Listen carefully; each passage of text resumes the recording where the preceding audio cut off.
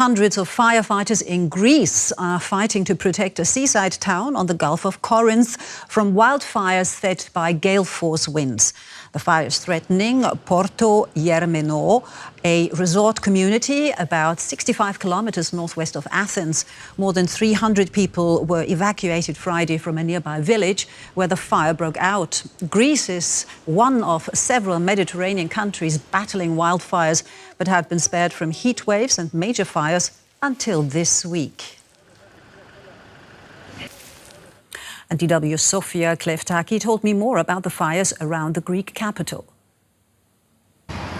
Well, firefighters continue the battle with the flames, and actually throughout the country, including the wider area of Attica and Porto Germeno, which is west of Athens. And the main challenge here is not only the very high temperatures and the dry weather conditions, but especially the very strong winds in the area. So they reach around 70 kilometers per hour, making it very difficult for the firefighters to operate. So several parts of the area have been evacuated, and the Greek authorities are sending emergency text through the warning system in order to inform the people. Also, they urge people to follow the evacuation orders, and as a Greek Minister of Climate Crisis and Civil Protection also stated, Evangelos Tounasi stated that the emergency response system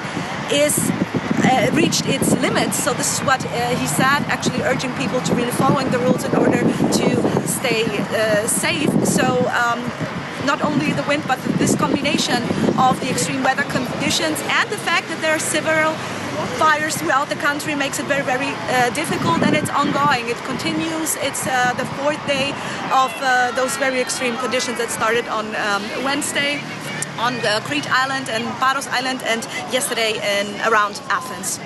Right, you mentioned Crete, the island, and you've just returned from there. What's the situation there? We heard that the wildfire there is under control, so is it safe there now? Yes and no. So as we speak, as the last information we have, the fire is right now under control.